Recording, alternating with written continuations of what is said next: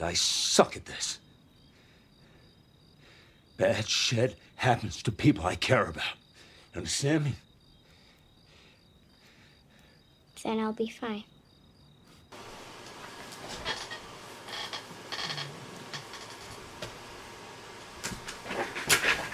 So, dads. I don't think I'd take too much time in this video to explain how much our media recently has been obsessed with it. There are so many videos explaining that and why. I'm assuming you've seen one, or you've just come to this obvious conclusion yourself. So let's not bother contextualizing this one too much and just head straight into talking about our media. Specifically, superheroes' approach and what they say about fatherhood. But before we go, I want to make my bias pretty clear before we keep going. As I'm sure this will upset some people to hear, I really like Logan. And I really don't like The Incredibles 2. I understand that comes with a certain weight, and I don't really want to justify it too much. My reasons for enjoying and liking these things ultimately come down to taste and my own personal beliefs. Neither of these movies are perfect, as we're about to get into. I just personally think Logan has a more apt and healthy relationship to his subject matter than Mr. Incredible does on fatherhood. In conjunction, I don't like these father stories too much either. It's a weirdly gendered approach because most of them pitch parenting as something men are inherently not good at. Pride of lions, the female is both hunter and caregiver. Good to know. Saying that the ability to caretake and listen is something men are born bad at, which isn't true, and not interrogating the actual ways and societal expectations placed upon men. It more often articulates as an excuse rather than an actual reason for their struggles to not be more empathetic and understanding, and thus affirming these negative social standards when really they should be trying to understand but not condone. Unfortunately, both of these movies fall into this trap, but really the only dad story I've ever seen do this amazingly is The Witcher 3, because Geralt treats Ciri like an actual person, not a plot device or an annoyance, and the key to getting the best ending is understanding that Ciri's motivations and problems are what's most important. In a story about fatherhood, which implies relationship is equally important, the father can't be the sole character, as well as it validates and respects the woman in Ciri's life as well. But that's not everything, and this isn't a Witcher 3 video. So without further ado, let's hop to it. Yeah, well, help out can mean many different things. But we're supposed to help if there's trouble. Well, yeah. Aren't you glad we helped today? Yeah, I know, but... You said that you were proud of us. Well, yeah. I chose both The Incredibles 2 and Logan because they're two movies that tackle fatherhood in rather indirect ways. Both movies, the fatherhood storyline runs parallel with the main plot and is only one source of both Wolverine and Mr. Incredible's motivations. Their entire character isn't defined by this struggle, but merely an aspect that they learn to discover themselves. And honestly, both of them deal with generational differences, the struggle of technology versus inherent abilities, and they're both just superhero movies. And whatever, it's my channel. As a very easy way to set the tone, both of these movies force Logan and Bob into the fatherhood position. Neither of them would choose to have the position and are ultimately doing the role of a parent for selfish reasons. For Logan, it's because he wants to get the money for a boat, and Bob wants to get back to being a superhero. And probably, more offensively, they're only doing it because of a lack of a female role model. Because Laura's mom dies and Helen needs to go be the superhero. But they want you. And you'll do a great job. Oh boy, this is going to be a long video. Because from just this, we're being introduced to fatherhood as something men are dragged into. It's not something that's chosen, but a burden placed upon themselves. Specifically by the absence, or worse, death of women. And they are reluctantly caring for these children with no concept of how to even approach caretaking. No, stop. Not a toy. Stand there. Just stand there.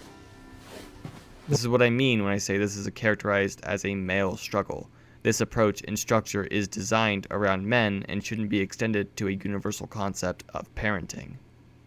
Which doesn't have to be a bad thing, because understanding the specifics of your story is a good thing. It's just that this plotline can't seem to be told while also in the presence of women, which sucks.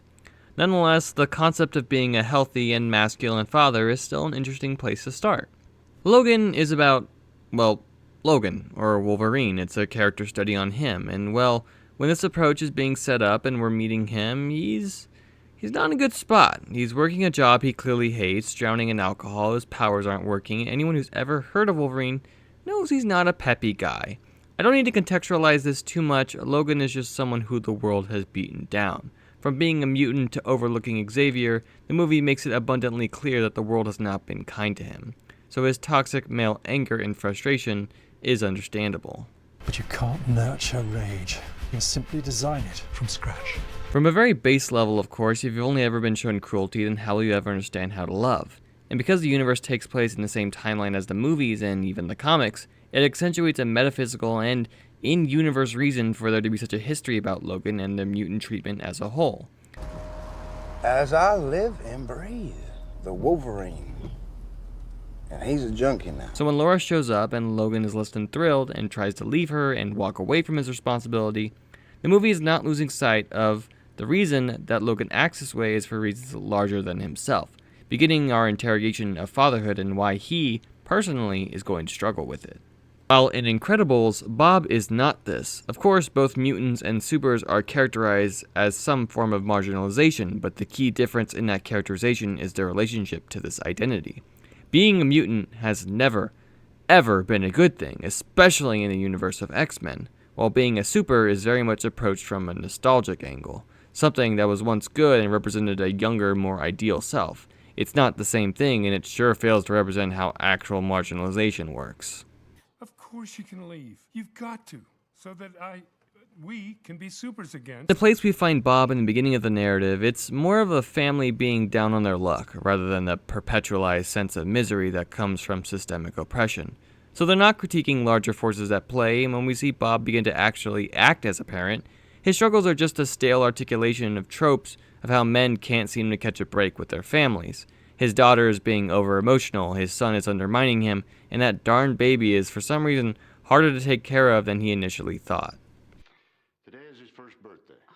But if anybody can find that child, it's you. So our two dads are struggling. It's just one dad's representative of both his own life and forces around him, and one's a simple archetype of what people think being a dad is. And don't get me wrong, the plot of Logan is obviously bigger than the plot of Bob. Bob is actually just being a stay-at-home dad, while Logan is dodging trains and outrunning the military. So of course, the severity of their circumstances is going to feel a bit off, but Logan, the movie, ensures that in between the big action scenes, there's a lot of heart and lots of family bonding between Charles, Logan, and Laura. Incredibles does the same formula, just with Elastigirl.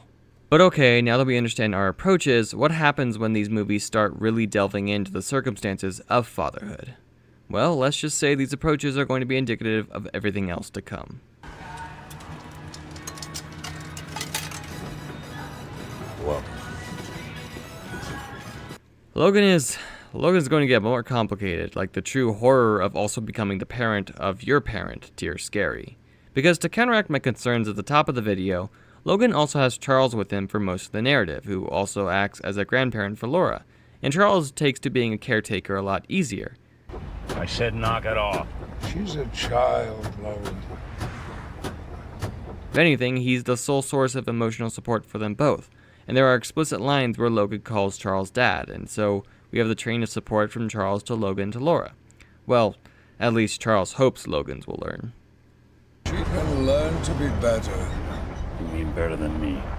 Actually, yes. Which is good, because it shows that loving isn't something men are incapable of, it's something Logan is struggling with. It's made even a little sweeter when you realize that the reason Charles lashes onto and loves Laura so much is because all the traits he sees in her are traits he saw in Logan when they first met. Does she remind you of anybody?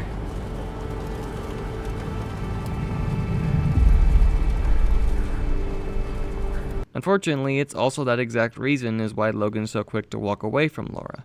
But Charles knows, despite their outward demeanor, that they both have a good heart in them. And in tandem, Caliban also manages to be quite understanding. He does all the housework, he cares for both Logan and Charles. He's like the perfect nanny, but unfortunately, this video is about being a dad. What I'm getting at is that Logan's reluctance about being a father go pretty deep, because at his core, he hates large parts of himself. And the only positive father he's ever actually had is deteriorating right in front of him. So much so that Logan has cultivated a bitterness towards him. So much easier for you. Easier, Jesus. There's nothing easy about you, Yes, pal. Nothing. yes. Please be like the rest of the world, blaming someone else for your boring shit. I know, Pop. I'm such a giant disappointment. In tandem, Charles is very quick to insult and point out his flaws as well, playing up the angle of his illness and Logan's self-hatred too. You were an animal, but we took you in. I gave you a family. And while this isn't very subtle, but being chased around by a clone of yourself that's actually the embodiment of all your worst qualities that then goes on to kill said father, it's going to mess you up, and it's going to show how prone to failure Logan already believes himself to be. And since Laura is already doing the same thing, how could Logan find loving her easy? Not okay. But back to Incredibles. Bob being explicitly tasked with being a stay-at-home father and parent is good, but honestly you'd lose sight of who the parent is in his relationship to his kids. Because despite them being so young, they're actually pretty patient with their father, who's prone to angry outbursts and doesn't seem to understand the basis in communication. Dad, they want us to do it this I don't know that way. Why would they change math? Math is it's math. okay, Math Dad. is math. I'll just wait for Mom to get back. What? Well, she won't understand it any better than I do. Hey, Mom, I can't find my high tops, and Dad can't find them either. But he won't call you and ask, so I am. Do not call your mother. Dash, honey, can't talk right now, but look under your bed, okay? Mr. Incredible. We should call Lucius. But to Bob's credit, this is less the fault of his sole character, but more of how the movie as a whole was being written. It undercuts a lot of these parenting beats by emphasizing how hard Bob is quote-unquote trying and going for easy gags. Because honestly, I think I'm disappointed in Incredibles because it has seeds of good ideas, they just don't water them. Dash's math/common core plot thread is pretty good, and Bob's frustration isn't a bad thing. And him having the emotional maturity to acknowledge that it doesn't matter what he thinks math should be, all that matters is his son needs help and get over himself is a really good beat. It's just it undermines that with them going for the same gag, which, sure, but this beat kind of seems inevitable and he's already done it once, so for him to be so upset by this feels a bit unearned and childlike. And Violet, oh boy does this movie treat her poorly. Once again, I like that he recognizes Violet is upset. I like him knocking on her door. But the way the beats end each time she gets upset with him, they're very much pointed in a way that Violet is being irrational. Dash even ends each of them with a very #relatable quippy line. Is she having adolescence? Where'd she go? To find a good place to be angry? When Violet is actually communicating pretty well in each of these beats. Dad, if you want me to feel better, then leave me alone. Please? This is my daughter, who you must know, right? Hello. Violet. Hello, Violet. He only really succeeds in embarrassing her. So for the scene to end with a joke at Violet's expense seems in poor taste and missing the whole point that they established with Dash. That it doesn't matter what you think this person or thing matters to your kid. And Jack is just whatever. Once again, it's mostly played for laughs and not actually getting into why he struggles with parenting. All of these beats are directed with an intention towards relatability rather than character specificity. Mr. Incredible is the target Disney dad demographic, American white 40s. So it could be that these jokes just aren't for me, and sure, but I'm saying even if they were, there's no substance to them. There's no reason why this typical dad in America isn't good at parenting. And for them to affirm all these struggles without diving into why men, or even Bob specifically, struggles with this is bad. Is it because of how he was treated as a kid? Or maybe because of the generational difference? I don't know, the movie doesn't talk about it. We needed AA batteries, but I got AAAs, and now we still need AA batteries.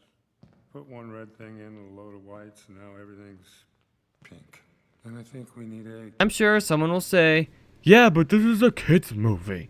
Which, shut up. This movie is also attempting a meta-philosophical debate on what it means for us all to take comfort on superheroes on screen when they don't exist, and which screens we can trust when we're watching this exact movie on a screen. That's not kids' movie stuff. Don't you think that in a movie explicitly about family, for family, would be the best time to talk about fatherhood? No, we don't just get to play that card when someone has criticism, because it's almost like kids' movies are still art at the end of the day. That video is on its way. All right, Charles never asked for this. Caliban never asked for this. And they are 6 feet under the ground. I don't know what Charles put in your head, but I am not whatever it is you think I am, okay?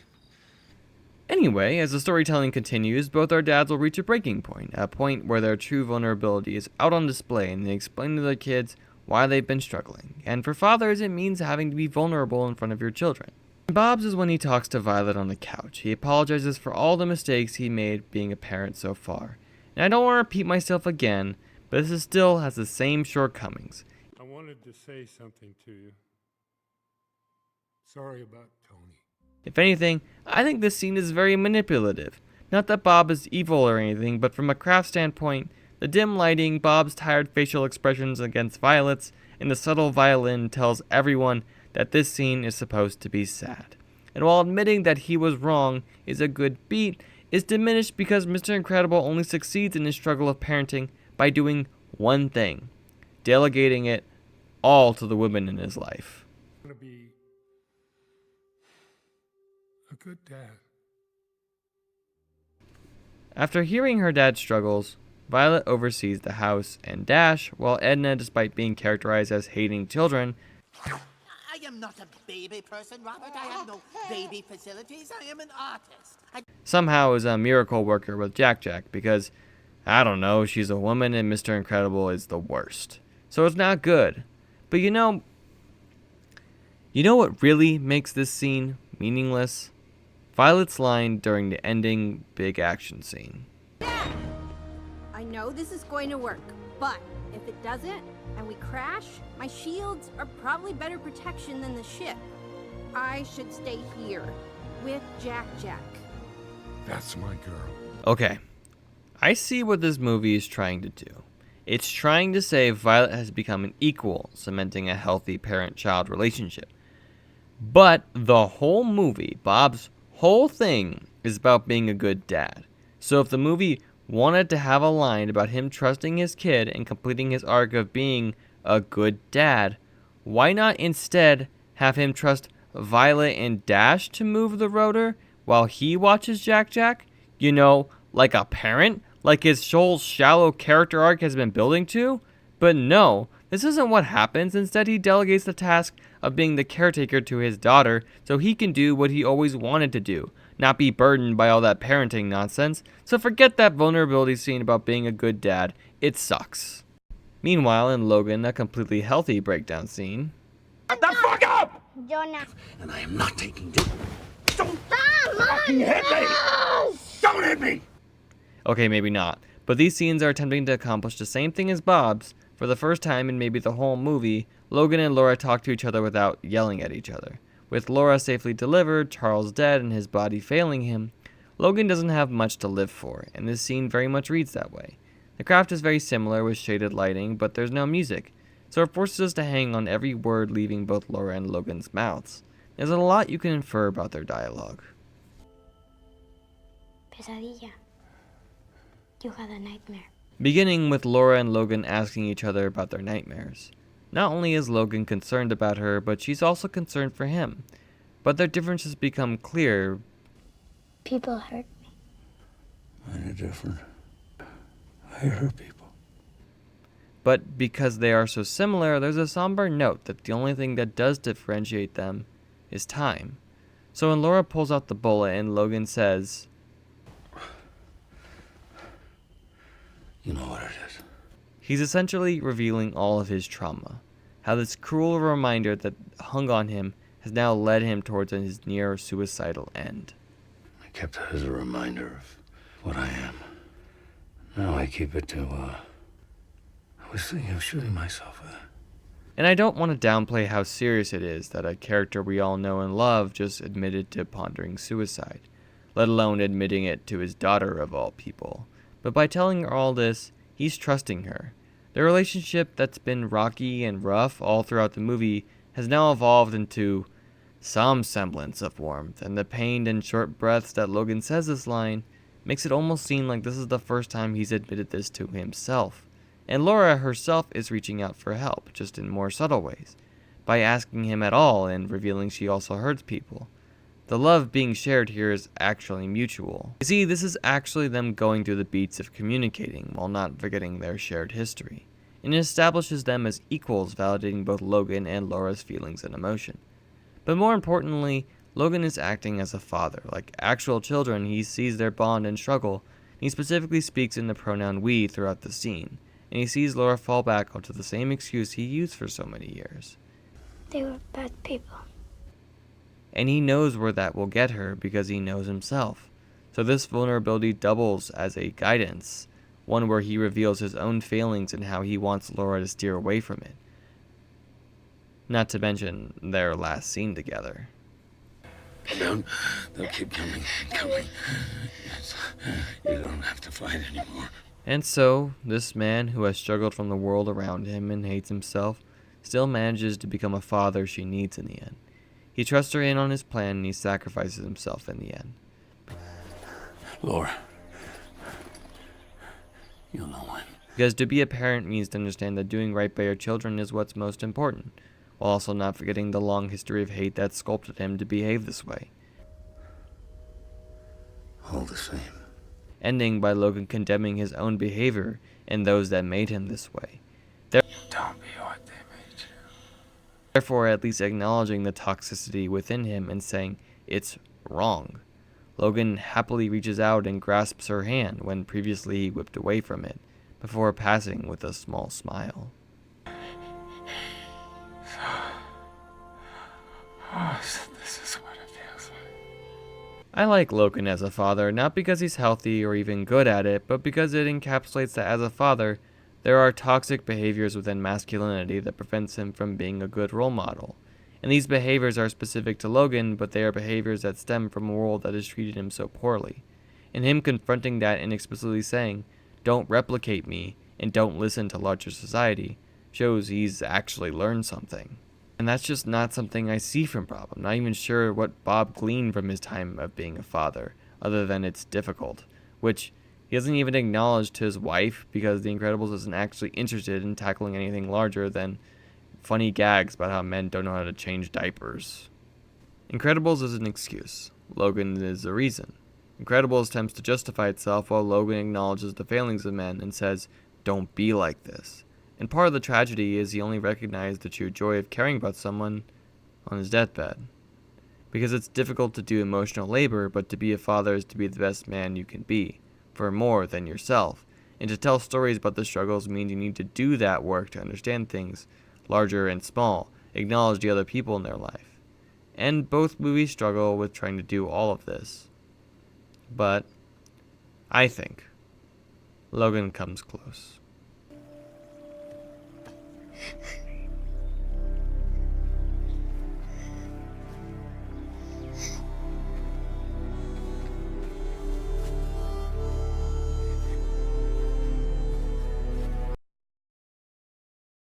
But for now, that's all I got. Thank you for watching and sharing with your friends, and I'll see you next time.